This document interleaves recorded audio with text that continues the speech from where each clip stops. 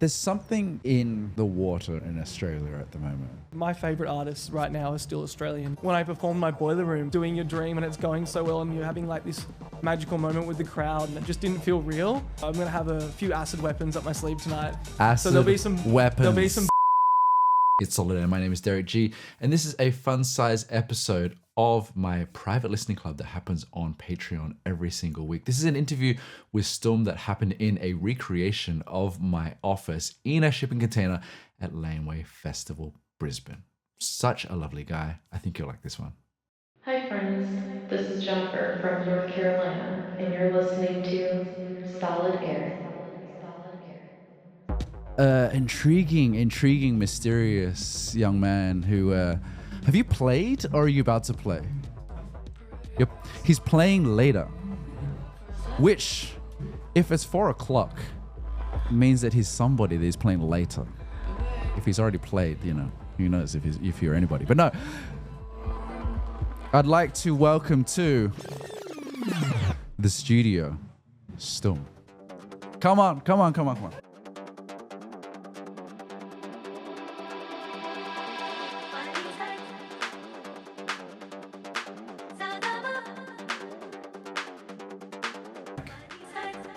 Now, this is STÜM.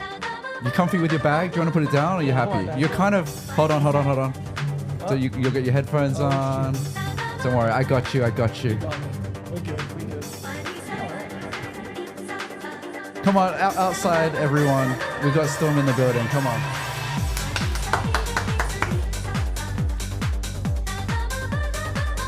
Who's seeing him later, by the way? Come on, is everyone going to see?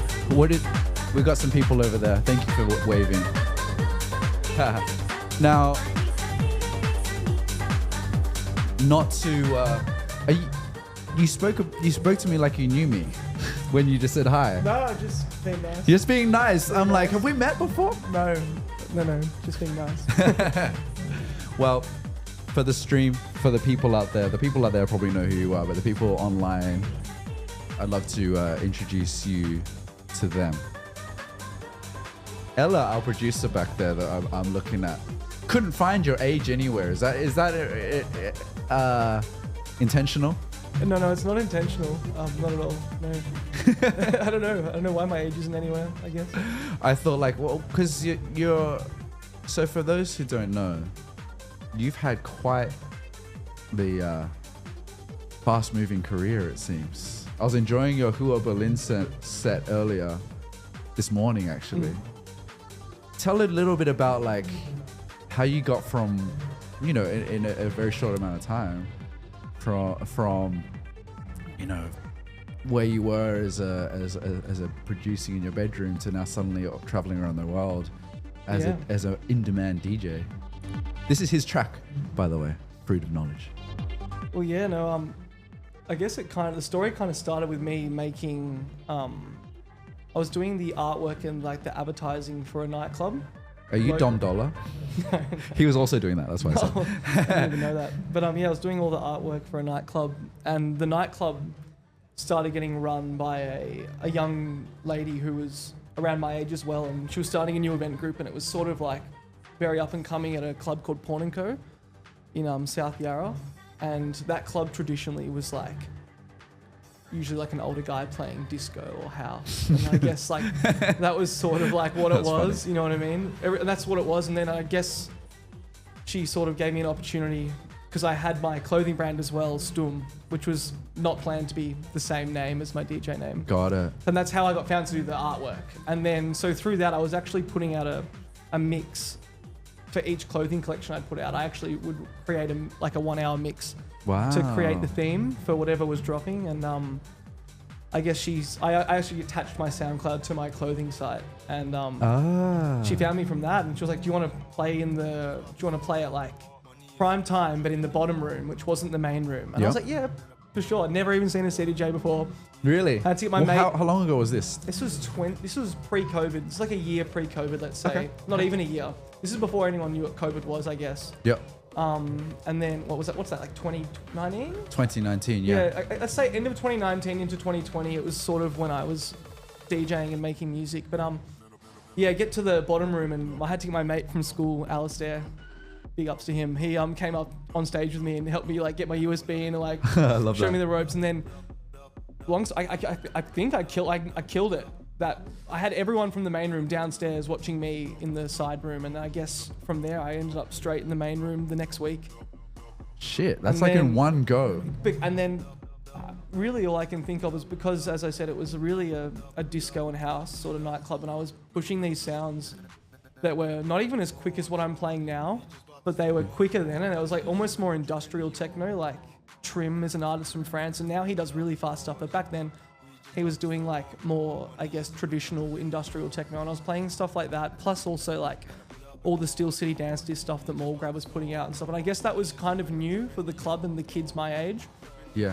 And yeah, that was kind of like the first little explosion that I had sort of on the scene, and then it sort of just grew really quickly, and I met my now manager Monty Gore, who's just been the best since then. Do you feel like it sounds like a very natural trajectory? It's not like I'm planning to do this and I'm planning to go viral. It's just like I was doing some stuff, people connected with it, and then the dots started connecting. Is that right? That's literally it. It was all natural, and it just happened to go very fast because of just within the community that we had at these nightclub events from like Thursday to Saturday. It just exploded so fast, I guess. And then I had a song come out called Sun Chaser, which I was playing at the club, which is sort of like an edit that interpolates the sun, Chase the Sun, I think it's called, the original one, like the classic trance, that one. And I rewrote that melody over an original track, and that just really connected with people straight away as well. And that was sort of one of the first moments that sort of like solidified what I was doing DJing, but then I had sort of like the music as well, plus a debut EP too, that I guess just was sort of like the baseline for everything to not be, it was all natural from there.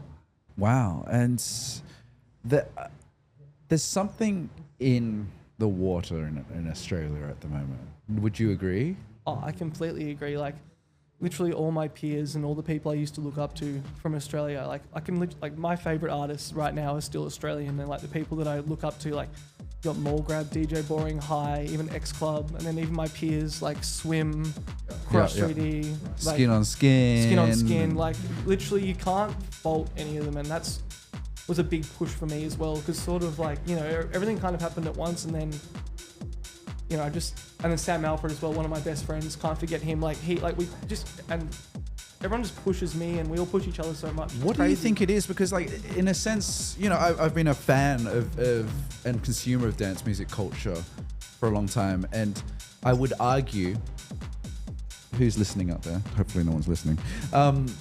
Australian dance music is often known to be like quite commercial sounding.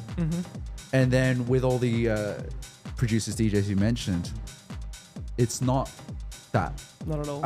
I hate the word underground. It's not that, but it's more industrial. It's heavier. It's faster. Yeah, it is. And it's like, hold on a second. I'm not used to this type of Australian dance music coming through and these artists coming through. What happened? What's going on? Well, I can really only speak for me, and like it really was when I was like 16, 17, 18, looking up to Mall Grab, and like him starting his Steel City Dance Disc label was such a big thing for me, and like almost like was one thing that pushed me to start my label, Happy Wax Records, so young, because like I was watching just this other, young Australian artist pushing these new sounds and killing it with his own look. It was his own look. It was his own. Everything was his, I guess, and I guess that's what's pushed everyone. That's what I think, honestly. Like the whole Steel City thing that he put out, like that shaped a lot of me and my peers, and I guess we wouldn't really be anywhere without that. I guess we would, but like that's interesting. In a different way. It really did shape what we were aiming for, what was possible. So you think Mall Grab was that kind of spearhead to be like, all right, this is, and like he's such an incredible DJ as well. Yeah. Like he's incredible. You just see people break down all the stuff he's doing, and it's like, oh shit, like he's like a real technician on there. And I can speak to that because, like, as I said, when I was playing in those clubs, it was much older people playing disco and house, and really I wasn't looking at like a competitor. Not the word competitor I'm just using loosely now, not to be like competitive with anyone, but I was looking up to only someone that was at the stars, not someone that was directly in front of me. And I think that's what, like, you know, after a lot of thinking, I think that's what was a big factor in like what I did, you know, just looking at, all right, he's performing all over the world. How can I take that right now in this room of 500 people? It wasn't like, oh, it was never the idea of like, how can I get to like the next club? It was like, how can I get straight? Like, what am I doing? Like, holding myself to that level, I guess. It's like all I've ever done. And obviously you're still very much on your journey. Big time. But it's moving fast. Do you feel like there's been a moment where you kind of look out to the crowd and you're like, oh shit? Like, yeah, I have it quite a bit really. Like, that's especially wonderful. on the biggest, like on the small stage and the biggest stages. Like, I think something recently, like when I performed my Boiler Room here in Brisbane, I think like you in the recording when that comes out at the end of this month, like I'm literally just like have this smile on my face, like wonderful. Every every time. I legit had to like almost like smack myself on the cheek, being like locked back in because I was in so much awe of like what the hell is happening right now. You're like doing your dream and it's going so well and you're having like this magical moment with the crowd and it just didn't feel real. Wow. And I had to like sort of snap my belt. I'm in a boiler room. Literally, and like it, and I just felt the love and all my track. And that Boiler Room was also like 90% my own music as well. So it just felt, it just felt amazing. You can't recreate that any other way, I don't think. Do you think Boiler Room has been an influence on you? Is it kind of the MTV of the, I'm older than you, but our generation but like, type vibe? Yeah, and I still grew up on MTV as well, obviously different genres and stuff. But like, I guess Boiler Room was like a good way when I was younger to like, with artists that I knew that my other peers didn't know, I could take tracks from bigger artists. You know, that was sort of like one of the first sort of, what's the word I'm trying to use? Like tools I had, I guess, was like, all right, who's killing it on this? Or I'd find like, you know, random French artists who were smaller but killing it. And I would be able to find tunes from that and bring them back into Melbourne and around Australia. And I guess that was, I guess you can say like that. Boiler Room really was like that sort of place where you can find the new stuff. Totally. Yeah. You can make careers off a crazy Boiler Room. It's insane. Yeah. When you were planning the set that people out here are going to hear this afternoon, evening, what were you designing as part of the set? I haven't designed it too hard. I kind of wanted it to like feel the crowd out a bit, but I have got some stuff ready if need be. I wanted to play a lot of my own music because I was getting a lot of DMs like play like some like Love's Love, my track, which I don't really play often. I was like, all right, really? I sometimes don't play a lot of my own like some of my older music because you know you just kind of you hear it so much yourself at home, and when you're producing it once it's out in the world, you're like, it's done, I guess, for yourself. And I've prepared a lot of the older tracks tonight, and a lot of.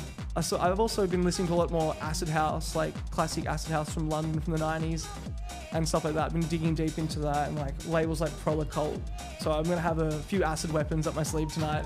So there'll be some bombs dropped tonight, which is good. Weapons. Yeah. Wow, that's gonna be fun. Yeah, that's gonna be fun. How was Auckland? I didn't play at Auckland, no. I'm just playing Melbourne, Sydney, and Brisbane for the Laneway tour. Okay. It's going to be nice. It seems like everyone's ready for... Everyone's ready, yeah. The weather's beautiful. It's going to be good. How long have we got you for? I can keep chatting to you, but how long have we got you for? I'm easy. 2 hours. Tell me about then. One of your best friends is, as you said, Sam Alfred. I'm going to pull that down. That was X Club, for those wondering, part of the Australian dance music scene. Tell me about Sam Alfred. Tell me about him. Sam's one of the most beautiful souls on the planet, and he has one of the best ears for music ever, and he's sort of been like an anchor for me whilst we were both coming up at the same time, creating tunes. Like, we both just send each other for notes all the time, and he's been just someone that him and I have been able to sort of relate to each other in that sort of come up, I guess. And we've just been close from that, and And he's killing it as well. He's killing it, dude. He deserves everything, and he's just killing it. Let's listen to this for a sec.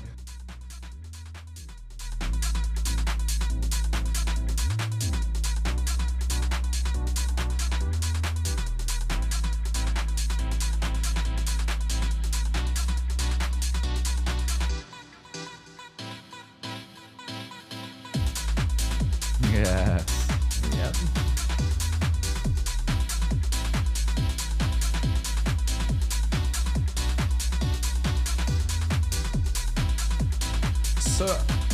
I'd love to hear more about your ear. You talk about acid house, listening to your tracks. And, what I like to do is generally listen to artists and try to not figure out their inspirations or references, but more like I just love to go like, oh, I feel like that'd be into that. Oh, I feel like. What do you think is the, if there was a STÜM sound and it was an amalgamation of influences, what do you think are the building blocks of that for you?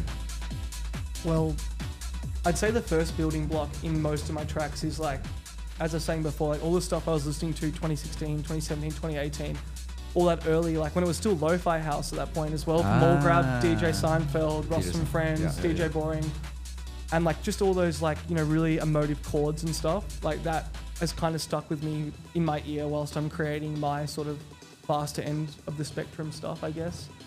Yeah, that's one building block. And then, I don't know, like I'm loving a lot of like the European stuff when I was younger, so like Biaki. And like Vladimir Debushkin, like massive influences. And like the reason I like them and like why they always like get my ear going is because all their songs are always so like, there's something just so different coming into each track. Like it's not like, they're not always bound to something, I guess. And I feel like that's something I've wanted to take through in my productions, which is why you sometimes might feel a progression in some of my EPs that might change in sound a little bit, because You're trying to push I like yourself. everything. I like everything. It's a bit of a problem. I just love everything. No, that's a great thing though. That's not it's a great thing. And like, yeah, I kind of try and bring everything into it. But I'd say the emotive chords and those progressions really hold a big base into most of my tracks, I'd say. When you say Biaki, there's this track of his I'm gonna play. Yeah. The sounds can be so weird sometimes. Oh yeah. That hold on. I'm just gonna pull it up.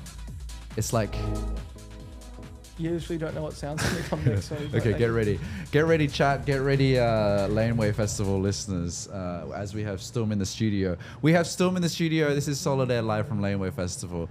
One of his influences is Biaki, and I find this track particularly intriguing. Let's put it that way.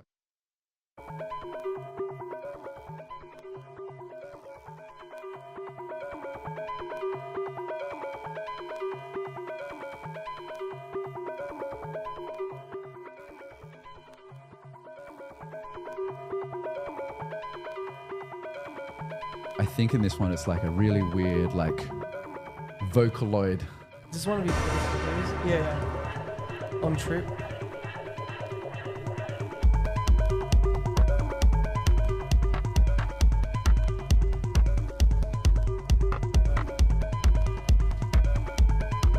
Wait for it.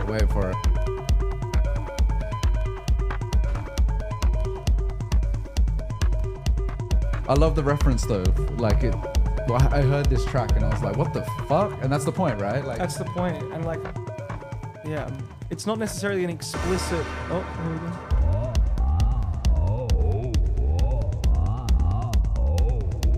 Like what? But it works so well. And that's the beauty of these types of productions, I think, you know? And that's what I like to hopefully bring in what I'm doing. And it's not necessarily like explicitly this darker sound that Biaki does, but it's more like, if I'm making a house track, what can come in that you're like, yeah, I guess so. It's that creative itch to be like, I want a different sound. I don't like, I want something to scratch the itch of the listeners. Like it's familiar sometimes, and then it's just like a left field take sometimes. I love that.